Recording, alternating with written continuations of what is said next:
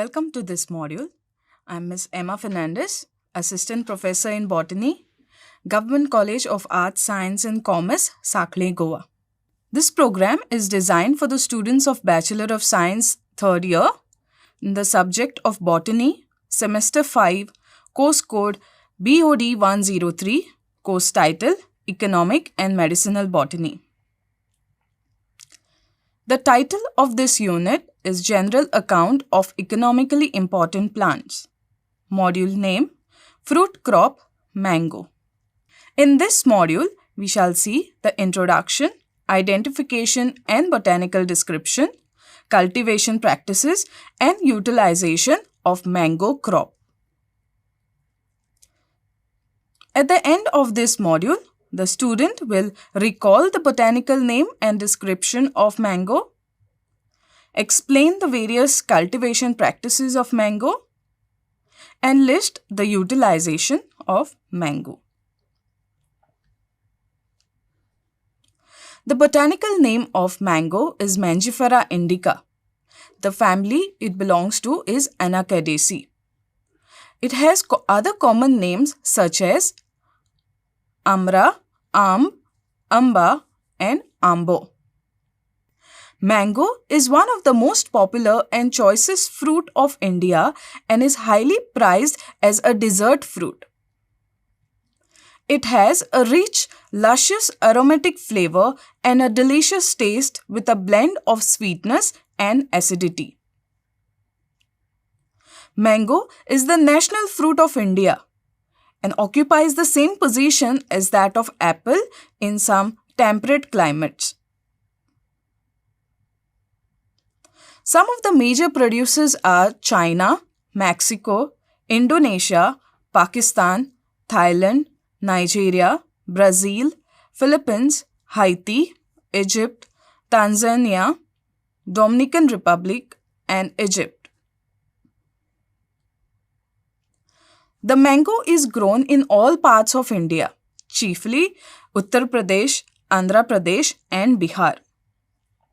Altogether, they account for 60% of the total area under the fruit. India has many varieties of mango and richness in their flavor. Each variety has its own peculiar taste, flavor, and consistency of the pulp.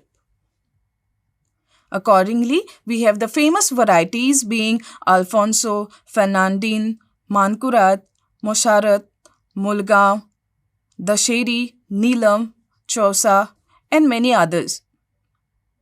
So also some promising hybrids like Malika and Amrapali have also been evolved. Coming to the description of the plant. The plant is an evergreen tree and grows up to a height more than 27 meters. The leaves are simple and alternate. Inflorescence is a cymose panicle. Coming to the flowers. Flowers are small, hermaphrodite, which means they are bisexual flowers, and pink in color, and they are regular. Calyx is 4 to 6 in number and they are deciduous. So also the corolla. They are 4 to 5 and they are also deciduous. That means calyx and corolla fall off at one particular time during the development. Stamens are 4 to 5 and they are unequal, which means some of them have longer and fertile in nature and the others are reduced to stamenoids. Coming to the ovary, it is superior, one cell with one ovule. The style is lateral and stigma is simple type. The fruit is a fleshy drupe which has a thick apical, which you can see here in this picture. It has one large seed. Coming to the cultivation practices. Mangoes are cultivated in every province of India and are adapted to wide range of soil and climatic conditions. The mango tree prefers well-drained soils with a pH of 5.5 and 6. The optimum growth temperature is 24 to 27 degrees Celsius. Annual rainfall is 75 to 190 centimeter, which is mostly desirable. However, heavy rains during the flowering and fruit ripening periods are harmful. The tree is fairly sensitive to frost. To generalize, the dry weather and cloudless sky during flowering and fruit ripening are considered essential for a good crop. Coming to the propagation, mangoes are propagated in two ways. First one is seed propagation. The second one is vegetative propagation. In vegetative propagation, they are of four types: inarching, budding, grafting, and guti, or also called as air layering. Inarching is a method by which a superior variety is grafted onto a seedling rootstock. Budding consists of placing a piece of bark taken from a scion with a single bud in it in contact with the stem of the stalk seeding under the bark. Grafting consists of two methods: stem grafting and root grafting.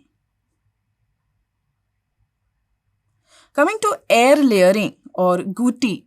In this method, a shoot is taken and a ring of bark 3 to 5 centimeter broad is removed from all around the shoot at a place about 0.3 to 0.5 centimeter below the growing point. The ringed portion of the shoot is wrapped in wet moss and covered with several folds of plastic wrap. Now, this plastic wrap permits exchange of gases without letting moisture to escape and thus obviate the necessity of watering the guti. Here is a picture showing guti of a particular type of plant. Harvesting. The fruit takes 5 to 6 months to attain maturity. The mature fruits are harvested when they are still green.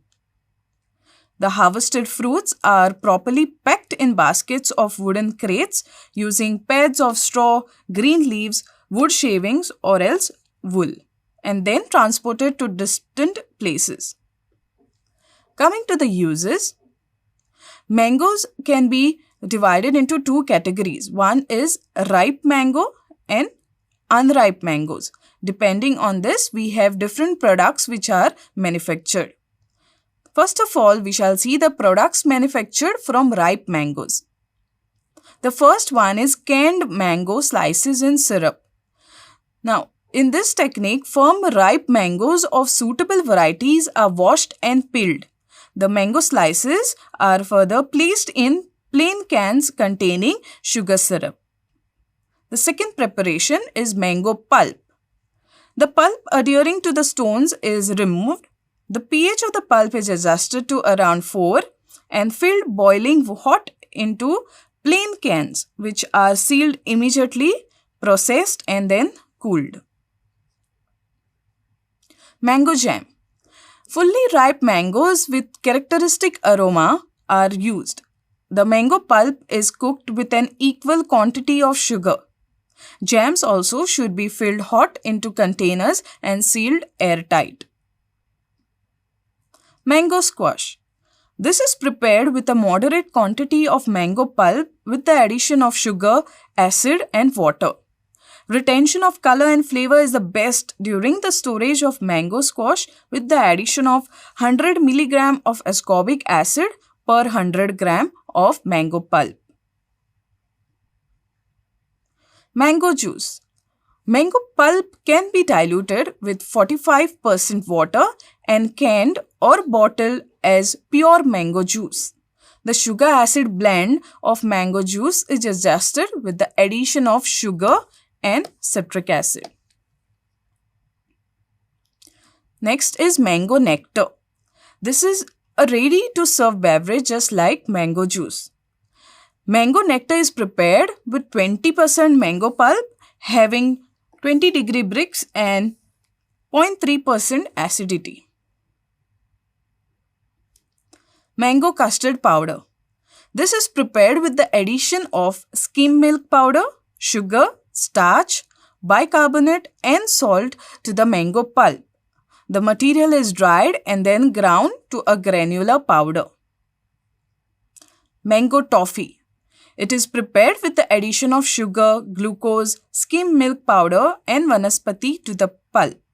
After cooking, the pulp is spread, dried and then cut into toffees. Mango cereal flakes. This is prepared by mixing mango pulp with wheat flour, glucose, sugar, calcium carbonate, sodium bicarbonate and pectin. The mass is passed through a homogenizer to get uniform mix and then final mix is dried into flakes in a drum dryer. Now coming to certain preservations of unripe mango. Mango pickle. Raw mango is used for this purpose. They are prepared from peeled or unpeeled mature fruits with or without oil. Mango chutney. It is prepared from fresh as well as brine green mango slices. These are prepared with the addition of salt, sugar, spice and also vinegar.